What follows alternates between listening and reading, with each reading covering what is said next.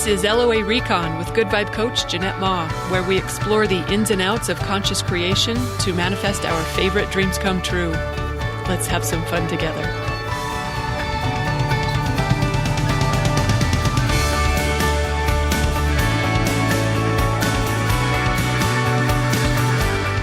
Welcome and thank you for joining me for another episode. I wanted to share with you today my 3-step process for transforming a bad day. I've used this myself enough times to know that it works, and I've probably talked about it before, but it felt like it was worth a revisit. It was inspired by my own bad, I was going to say day, but it wasn't a bad day because I engaged the protocol and turned it around before it turned into a whole day. And I'm not suggesting that the process that works for me is the process you should use, but I'm intending that by sharing mine, it's going to help you better know what your own best process is.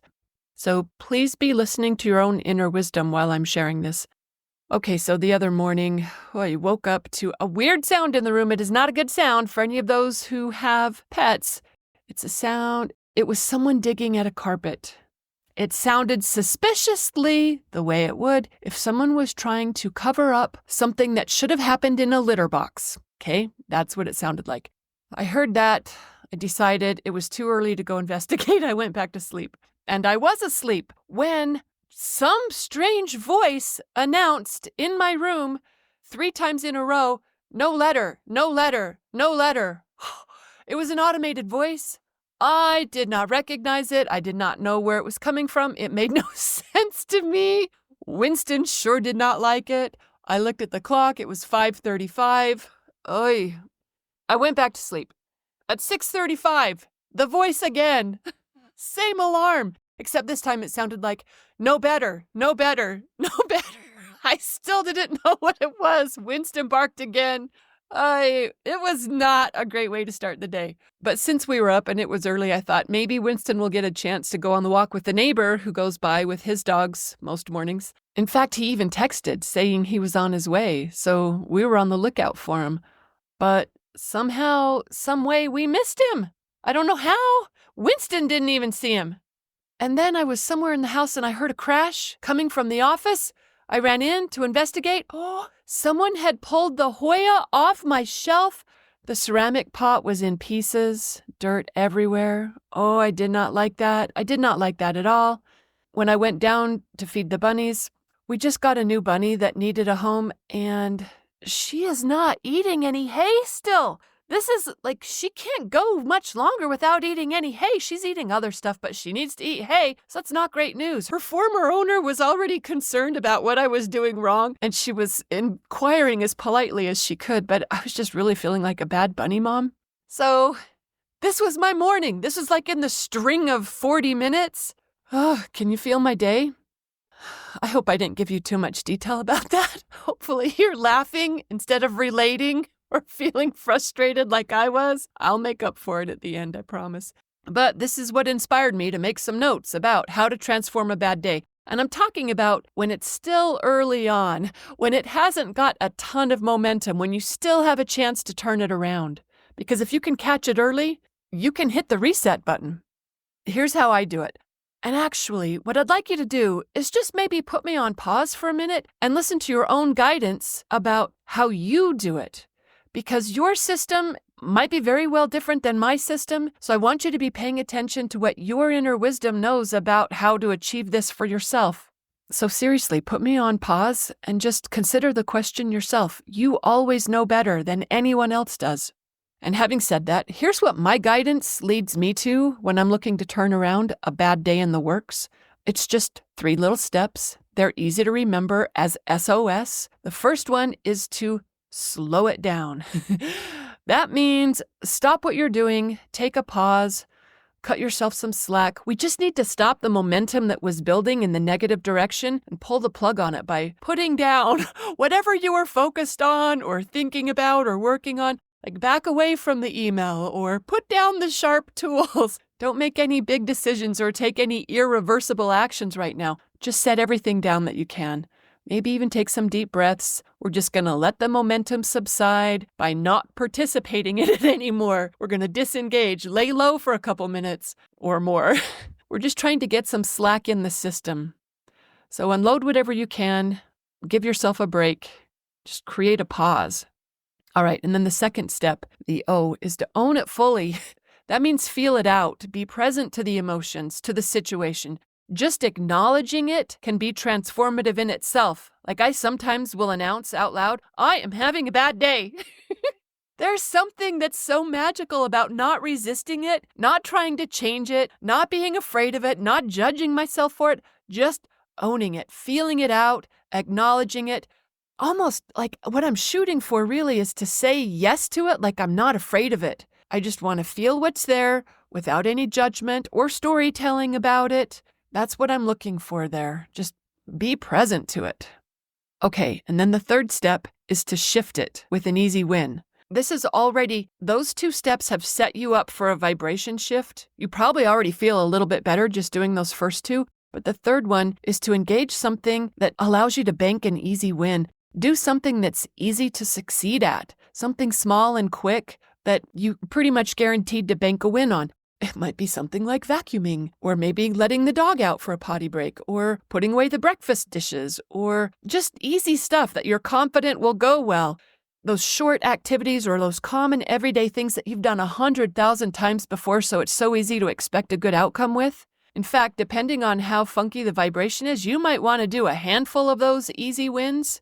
You'll know when you feel the shift, but that's the third step, shift it with an easy win. So it's SOS, slow it down, own it fully, shift it with an easy win. This is what I did when I recognized I was on track for a bad day. After those several challenges in a row, that got my attention. I was on to myself.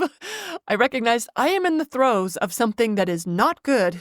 I knew I wanted to unplug it pronto by just taking a pause and letting that momentum subside, so I just stopped everything for a minute. I slowed the party down. I might have actually said, whoa. Like, just put this in slow motion. And I was present. I gave up my plans for what I was supposed to be doing next. I just set down everything that I could, slowing it down. And then I was present to the madness for just a moment, like I reflected on it. This bad thing, that bad thing, and how it was making me feel frustrated. I felt thwarted. I felt like universe had thrown me to the wolves. Except that's not a feeling, that's a story. And I'm looking for feelings. This is not the time for stories. This is just the time to be present to it, like I picked it. That's what I'm aiming for, like I picked it, because I know for sure I'm not in resistance if I can embrace it like that. And I don't usually get all the way there, but just aiming for that is what I'm looking for.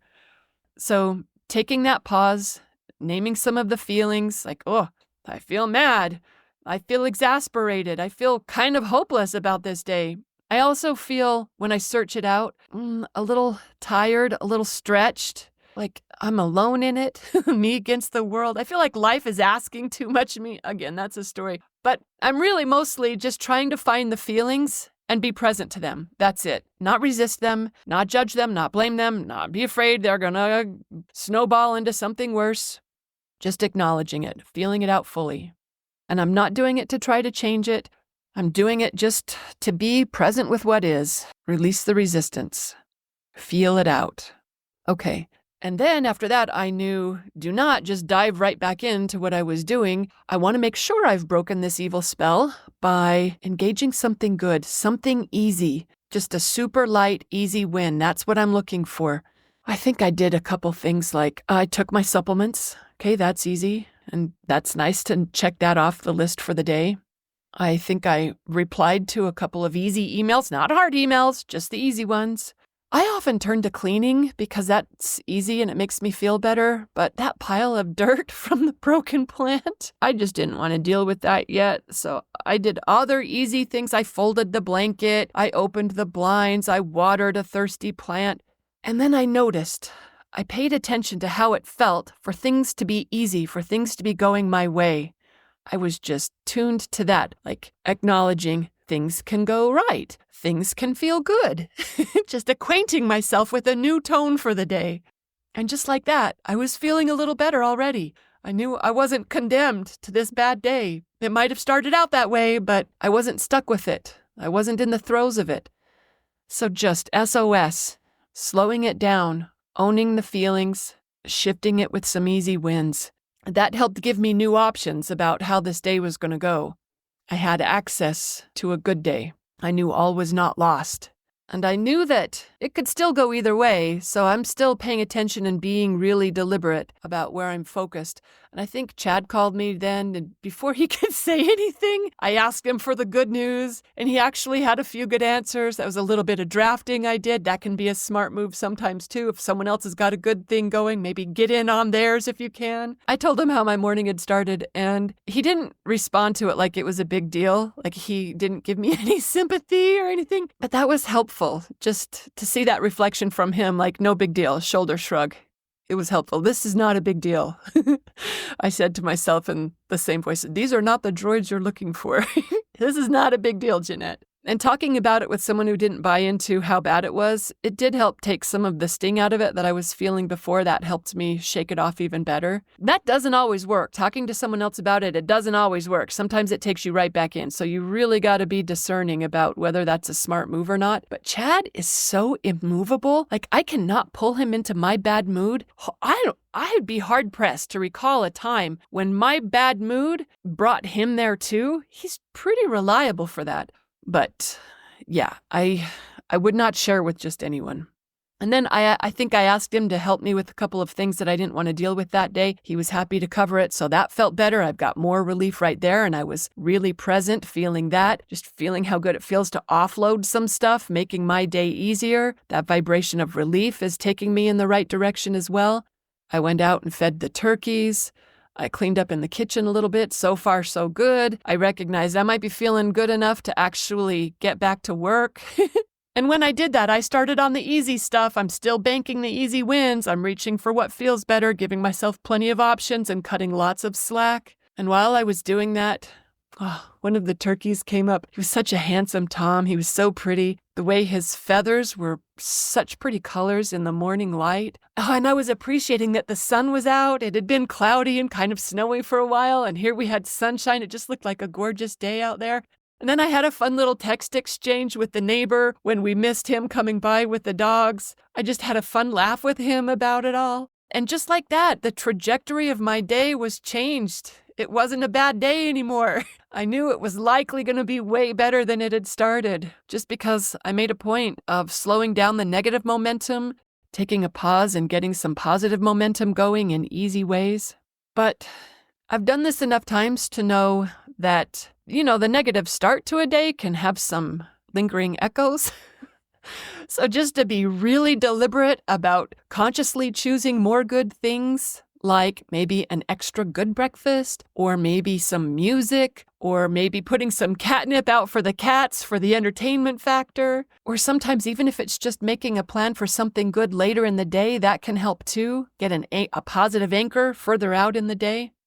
Anyway, that's my protocol for how to turn around a bad start to the day, but I hope you listened for yours because it isn't necessarily the same thing that works for all of us. I do love it when we share ideas with each other, though, because someone else might have something that works really well for you that you hadn't thought of. So if you've got tips, we'd love to hear them in the comments. All right, before I go, I said I'd make it up to you when I started off with the litany of bad things from my morning. So, oh my gosh, here's what was fabulous. After that, I was walking through the room, and I don't know why this had never happened before, but Winston was sitting in a chair that he usually only sits in at night. But he was there in the morning, and when he heard me coming by, he popped his head up, and the way he was Winston's a big dog, he's a Great Pyrenees, and the way he just looked like a giant sitting in this chair. It just made him look even bigger than I normally think of him. He was so cute, just the way he popped his head up, looking to see what I was doing. So I went over to pet him, and he was warm because he'd been laying on his head. Oh, he just was so fun to give a scratch to. And then Olive had come in right where I'd put all the catnip down for the cats. They had all gathered there, and they scattered when she came in because she wanted to lay. It was right where the sun was. So after she scared them all away, I invited her to go sit on the chair instead. It was still in the sunshine, and I told her to place because I wanted her to stay there so the cats could come back, and they did. But I haven't placed her for a while. It's something her trainers taught her. Chad uses it sometimes, but I don't often use this command with her. So it wasn't super reliable, but I wanted her to stay put so the cats could enjoy the catnip. And she did. She stayed there. for quite a while until we both heard something out back. It sounded like it could have been Charlie, the dog next door, coming over to play, and we both were going to go check it out. She jumped up and she was looking down at the ground where she was going to jump down, but then she remembered she had been placed, and she looked up at me, and I was looking at her, and then I remembered, oh, I had placed her. She's waiting. She's doing exactly what I asked her to do. And I said, it's okay. I swept my arm to let her know she could come down. She jumped right down. We both went up back to go see who it was. I was so proud of her for remembering her training and being so respectful about it. And it wasn't Charlie at the back door, but we did get to watch the horses who were having such a great time in the backyard. Oh, they were having so much fun running around in the snow. This year we don't have as much snow as we normally get, so the horses are having such an easy winter, still having access to the full pasture. It was so fun to watch them running around on this gorgeous winter morning. So pretty. We enjoyed it. I hope I made up for starting this episode off with a string of bad things. So, the next time you've got something bad cooking, try SOS. Slow it down, own the feelings, shift it with some easy wins, or use your own process, whatever that might be. The key is for us to remember to use what works instead of just continue to walk blindly into a crappy day. Okay, hope you got some inspiration from this episode. Thanks for listening, everyone, and happy manifesting.